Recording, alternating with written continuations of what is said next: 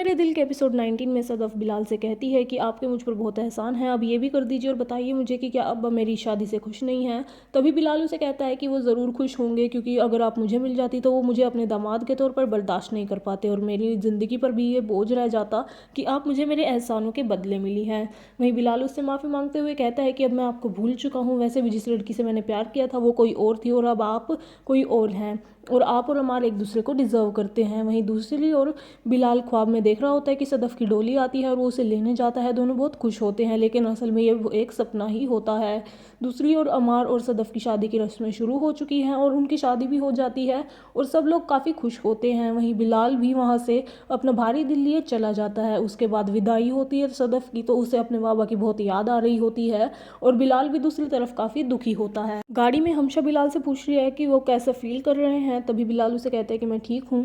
वहीं दूसरी उससे हमशा पूछती है कि अब आप पीते नहीं हैं, तो बिलाल उसे कहते हैं कि मैंने अब छोड़ दिया है। तो हमशा उसे कहती है कि आप आज पी लेना, आज आपको ज़रूरत है। दूसरी ओर सदफ और अमार अपने बेडरूम में होते हैं। सदफ से कहती है कि मुझे ऐसा लग रहा है जैसे मैं कोई खिलौना हूँ और बच्चे के हाथों में बिक चुकी हूँ।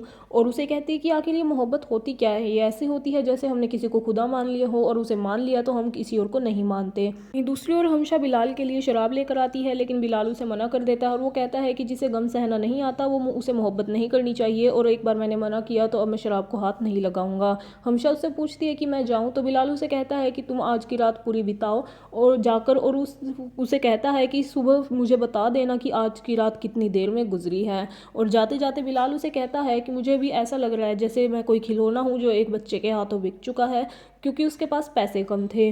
और उससे भी वही कहता है जो सदफ ने अमार से कहा था कि आखिर मोहब्बत होती क्या है, ये ऐसी होती है जैसे हमने किसी को खुदा मान लिया हो और उसे अगर खुदा मान लिया तो उसके बाद हम किसी और को नहीं मानते। और इसी के साथ हमशा वहाँ से चली जाती है और एपिसोड ख़त्म हो जाता है।